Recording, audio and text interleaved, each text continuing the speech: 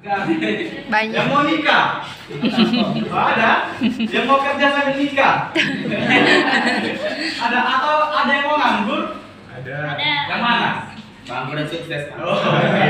Jadi ada banyak ya, ada yang mau nikah, ada yang mau kerja, ada yang mau kuliah, ada yang mau kerja sambil kuliah dan lain-lainnya. Jadi kita nggak akan bahas yang mau kerja dan lain-lain karena di sini kita kampus, sudah pasti kita akan membahas yang mau kuliah saja ya. Yang kuliah jadi mana orangnya yang mau kuliah? 1, 2, 3, 4, 5, 6, 7 ribu orang luar biasa. Oke, dari 7 ribu orang ini kira-kira mau kuliah kemana adik-adikku? Usul. Usu, lain? UGM. UI. Unpad. Untri. Usu, banyak lagi. Jadi semua kampus yang kalian sebutkan tadi itu adalah semua kampus universitas ataupun perguruan tinggi. Jadi berbeda dengan kami Nadaria. Kami adalah Nadaria Aviation Center. Di sini kami adalah kampus penerbangan ataupun lembaga, bukan sebuah universitas ataupun perguruan tinggi. Jadi banyak perbedaan antara universitas dengan lembaga. Cuman di sini kita akan membahas intinya aja ada 5 perbedaan. Ada yang bisa jelasin? Kalau yang jelasin bisa kasih 500.000. Beneran nggak? Saya nggak tahu ya kan. Oke. Ada kira-kira yang mungkin bisa jelasin perbedaan lembaga dan universitas? Tidak ada dong? Kalau Jangan ada. Jadi yang pertama perbedaannya sudah pasti dari Biaya. durasi pendidikannya. Ya kan, benar nggak? Benar. Kalau kita kuliah di universitas berapa tahun kuliahnya? 4. Ini adalah paling cepat untuk jenjang ataupun S1 bagi mahasiswa yang pintar. Kalau agak pintar bisa sampai 5 tahun.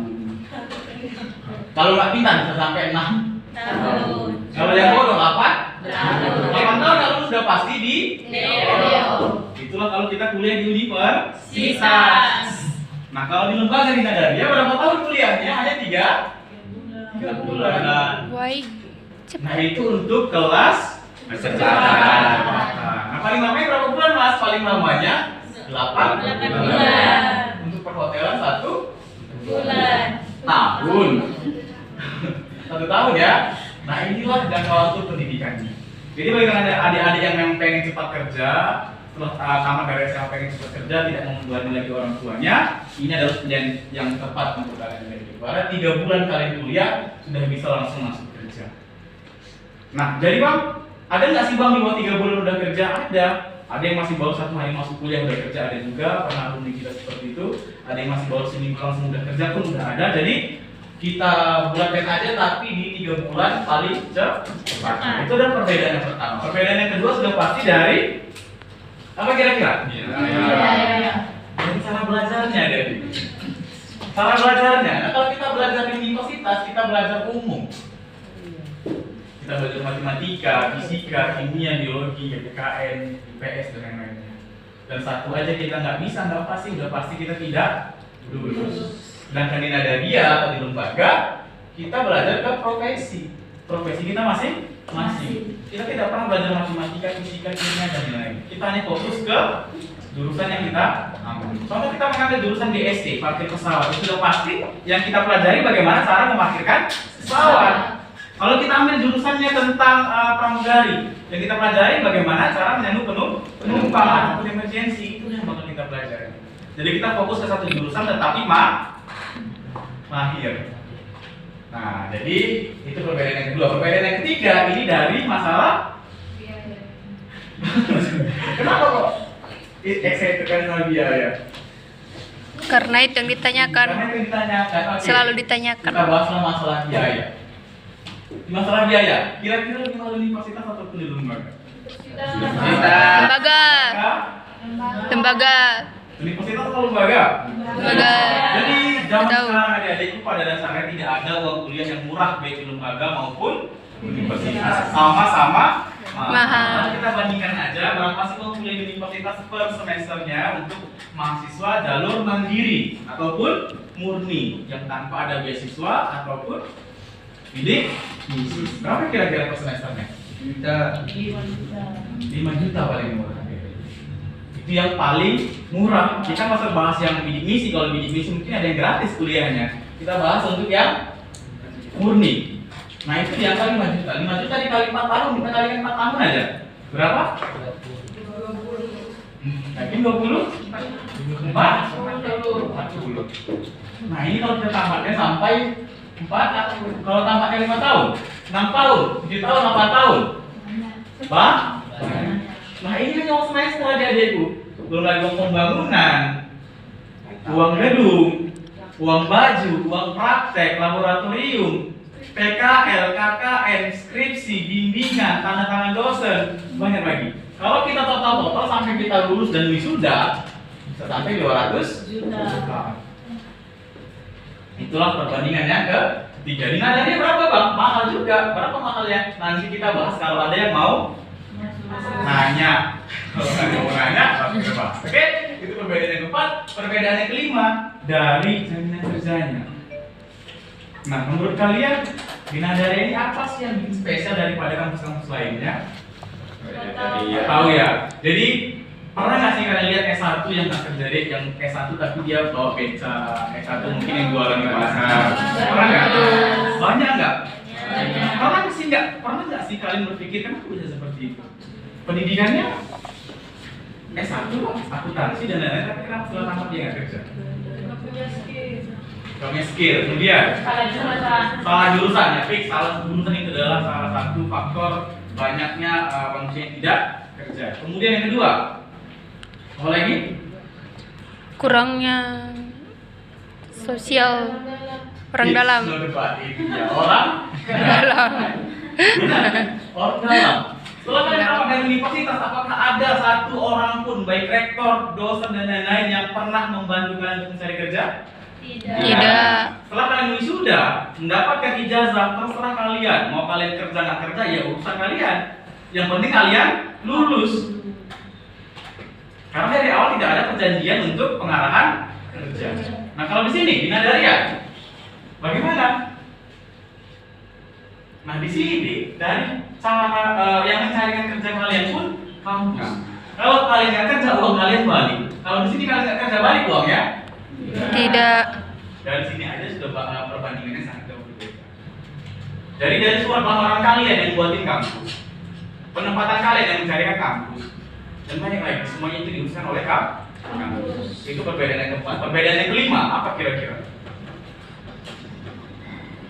Perbedaan kelima apa yang mau lupa? Dural. Udah, nanti limanya masih ngedikit lagi, masih lupa. Oke, itu adalah kelima perbedaan antara universitas dan lembaga. Kira-kira sampai sini ada yang sudah paham? Ataupun kurang jelas atau ingin bertanya silahkan. Apapun pertanyaan kalau saya jawab, kalau saya tak tahu. Ini question? Ada jurusan apa aja, Mas? Apa tuh? Aku mau masuk bang, tapi tinggiku kurang. Berapa tingginya, Dek? Tinggiku 150. Dan di sini kita juga belum bahas berapa minimal tinggi badan dan persyaratan, tapi sudah ada yang insecure.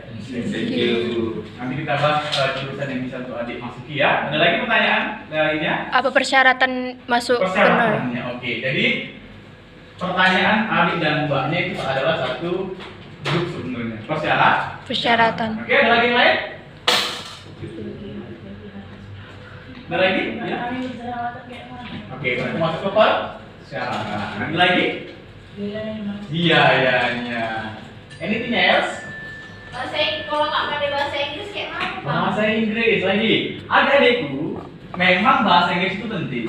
Tapi kan kita di sini kerja di bandara, bukan jadi guru bahasa Inggris. Ya kita perlu, tapi sewajarnya aja. Bahasa sehari-hari. Oke, ada lagi?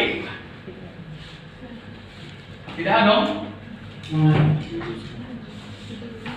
Apa harus good looking, Mas, biar masuk? Good looking. Jadi, kita itu kerja di dunia jasa. Jadi kalau dibilang good looking ya wajib. Tapi bukan berarti harus cantik. Ganteng dan cantik, good looking itu beda deh. Kalau cantik tergantung siapa yang melihatnya. Contoh, saya melihat Kak Flora cantik, belum tentu abang yang di belakang Kak Flora cantik. Tergantung siapa yang melihat. Tapi kalau misalnya kita bilang good looking atau berpenampilan menarik, itu apa artinya bang? Dia bersih, rapi, wangi, itu yang dinamakan good looking. Jadi sampai sini paham adik-adikku? Oke, jadi kita bahas masalah persyaratan. Tapi nggak mungkin kita bahas persyaratan kalau kita tidak tahu jurusannya. Kita bahas persyaratan ini jurusan apa yang sebenarnya Bang? Entah pilotnya, kapal laut. Hah? Ya, jadi kita bahas yang pertama adalah jurusan. Di sini ada 5 jurusan. Yang pertama ada FA ataupun TA, ada AS, ada APSEC, ada GDC, yang pertama ada FA atau TA. FA ini adalah seorang flight attendant, sedangkan TA adalah seorang flight attendant. Apa bedanya? Satu di pesawat, satu di kereta api. Untuk job desk-nya sama-sama menyelamatkan penumpang apabila pesawat mengalami kecelakaan. Kalau tidak mengalami kecelakaan, tugasnya ngapain? Melayani. Contohnya seperti memberikan makanan, minuman, memperhatikan alat keselamatan penerbangan atau safety demonstration, dan lain-lain. Oke, untuk pramugari dan pramugari sudah paham? Paham ya? Kemudian kita lanjutkan ke airline staff. Airline staff ini adalah ground handling ataupun ground support ataupun ground staffnya sebuah maskapai ataupun ground handling. Jadi tugas dari airline staff ini banyak, bagiannya juga banyak sekali bagiannya. Tapi kita yang kita bahas sedikit aja. Yang pertama ada checking counter, tugasnya memeriksa tiket dengan dokumen pribadi si penumpang. Ada ambasador, tugasnya menyambut penumpang. Ada yang ketiga namanya apa lagi? Pokoknya banyak, nanti kita jelasin lagi mas lupa. Kemudian APSEC ini adalah seorang keamanan pada penerbangan. Jadi dia adalah pendamping polisi di bandara. Kemudian ada GSC. GSC juga banyak, cuma kita dinadari punya 4 rating. Yang pertama BDT, marshalling, mekanik dan pushback, engine. Jadi BDT itu tugasnya membawa bagasi penumpang dari checking counter menuju ke pesawat. Yang kedua ada namanya marshalling, ini memandu parkir pesawat. Yang ketiga mekanik sudah pasti memperbaiki sistem yang ada di pesawat. Sedangkan pushback itu adalah mendorong mundur pesawat, karena pesawat nggak bisa mundur, wajib didorong dan tidak punya ada sepi. Oke, itulah 5 jurusan yang ada di kampus kita. Kira-kira sampai sini sudah paham? Hotelnya belum mas? Apa tuh? Hotel. Hah? Hotel. Hotel.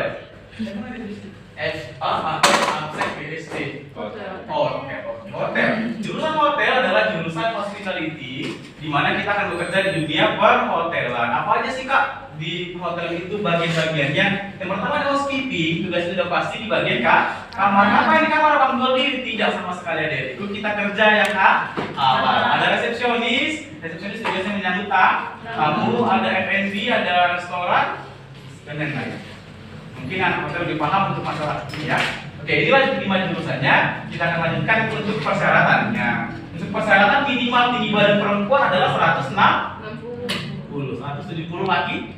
Maksudnya kita tinggi kali gitu kan. Tinggi kali banget persyaratannya. Nah, bagi adik-adik yang tidak sampai di 160, adik-adik bisa mengambil ke jurusan yang lain seperti airline staff minimal 155 pasti bisa sih, cuma kalau dia punya keahlian khusus bisa. 15 kemarin kita punya siswa 147 airline staff, sekarang di Gapura Bali, orang Cina memang sih seri 147 tingginya. Oke, 155 perempuan, 162 laki-laki udah bisa. Kemudian ada APSEC 160 perempuan, 170 laki-laki, GSG bebas, sedangkan hotel 147 perempuan, 160 laki. Itu adalah persyaratan yang pertama. Persyaratan yang kedua ya tidak boleh buta warna ataupun cacat fisik. Cacat fisik bagaimana contohnya? Tidak punya tangan, tidak punya kepala, tidak punya badan. Nah itu adalah cacat fisik. Ada yang buta warna? Tidak. Rabun yang ada bang. Apa? Rabun yang ada. Rabun, kalau rabun boleh, asalkan rabunnya masih bisa ditoleransi menggunakan softland. Oke, itulah persyaratan yang mungkin harus kalian penuhi. Kira-kira masih aman? Kita masuk ke masalah biaya kuliahnya. Oke, di sini adalah pencabutan jantung. Mungkin untuk masalah biaya kita agak serius. Sekarang biaya ini adalah agak susah menjelaskannya sama orang tua kalau misalnya kalian tuh nanti tertarik. Oke, untuk biaya pramugari kira-kira berapa? 80. 200. 80 juta saja. Staff 30 absen. Empat. Kedua. Hotel. Kok kalian tahu? Oh, jadinya tahu. Oke, jadi inilah biayanya semuanya adik-adik itu lengkap dengan fasilitasnya, termasuk baju, sepatu, tas, modul, praktek, PKL, fisik bandara atau fisik hotel. Untuk jurusan perhotelan nanti kita ada magang luar negeri, paspor juga dari kita, visa, tiket pesawat pulang pergi ditanggung, mes di sana juga ditanggung dan digaji per bulannya 2,5 juta untuk jurusan perhotelan. Oke. Kalau misalnya bang, seandainya lagi nggak kerja nih bang, kita bahas buruknya nih nggak kerja, itu gimana bang? Nanti uangnya bakal balik semua kalau tidak, karena kalau semua nggak mungkin dari seragam aja, sepatu, tas kan udah fasilitas dari ini, cuma balik beberapa persen. Tapi kita doakan semuanya, insya Allah puji Tuhan, siswa kita kerja dalam waktu kurang lebih 1 tahun. Jangan kalau nanti masih baru tamat semalam hari udah bentar-bentar bawa polisi ke kampus. Ya kan? Oke? Oke. Ada lagi pertanyaannya? Minimal berapa minus mas? Minimal minus yang penting kamu nggak ya orang udah pakai kontak juga orang di sini kamu nggak nakal. Emang itu pertanyaanku dulu. Iya, ya boleh. Oke, ada lagi? Pengalaman berapa mas? Pengalaman aku tahu ada pengalaman dari mana? Jadi ini adalah ini biaya yang terbaru ya. Kalau yang awal kan kita ada uang pengarahannya. Jadi ini udah nggak ada uang pengarahan, itulah semuanya. Kalau masnya jurusan apa mas? Kalau saya staf di kampus, jadi saya nggak di jurusan. Oh iya mas. Oke. Oke, nanti kalau mau program mas nanti daftar dulu ya. Nanti jadi pendaftaran berarti dari yang tertarik nih. Oke. Jadi bang, kalau misalnya tertarik bang, kami cara daftarnya gimana? Siapa yang kami hubungin? Apa aja persyaratan yang harus kami penuhi? Jadi di sini adik-adikku ada 2 cara pendaftaran. Yang pertama jalur umum, yang kedua jalur. Apa sih bedanya? Jalur umum dapat beasiswa.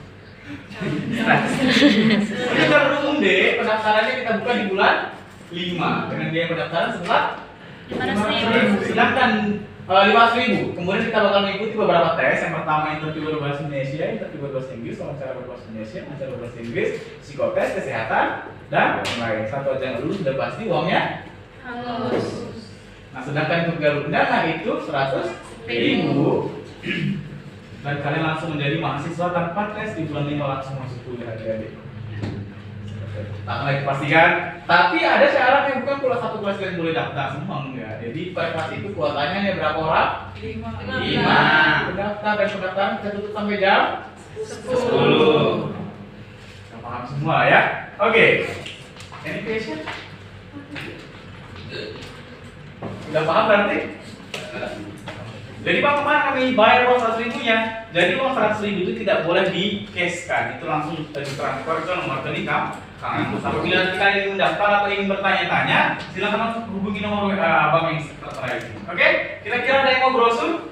Abang nggak akan bagi brosur satu-satu karena kenapa? Kalau dikasih dia nggak berminat nanti dilipat-lipat jadi pesawat terbang. Bungkus gorengan. Yang boleh aja lah bungkus gorengan. Jadi misalnya ambil. Nah, yang mau isi formulir ada, isi formulir ini tidak berbayar. Contoh nih, kami tertarik, tapi kan belum ngomong sama orang tua, isi aja formulirnya. Siapa tahu sampai rumah orang tuanya setuju. Jadi bang, kami isi formulir, tiba-tiba orang tua kami tidak setuju. Bagaimana kalau ceritanya? Ya udah, poin aja formulirnya. Anggap aja kamu tidak mengisi. Tapi kalau kamu tidak mengisi formulir sampai rumah orang tua kamu setuju, itu kamu tetap ikut di jalur umum. Karena kamu tidak mengisi formulir, paham? Paham mas. Silakan ambil formulirnya. Baik, jadi terima kasih banyak adik-adikku. Semoga kalian sukses dimanapun nanti impian kalian, mau di universitas, kepolisian, tentara, dan lain-lain. Kalau nanti misalnya pilihan raya sudah tidak ada, kembalilah ke nada. Kami ucapkan terima kasih. Assalamualaikum warahmatullahi wabarakatuh. Shalom, swastiastu, salam budaya, salam pendidikan. Selamat siang, see you. Oke, jadi itulah dia. Mananya Mbak Tika ini katanya dia mau ganti ya?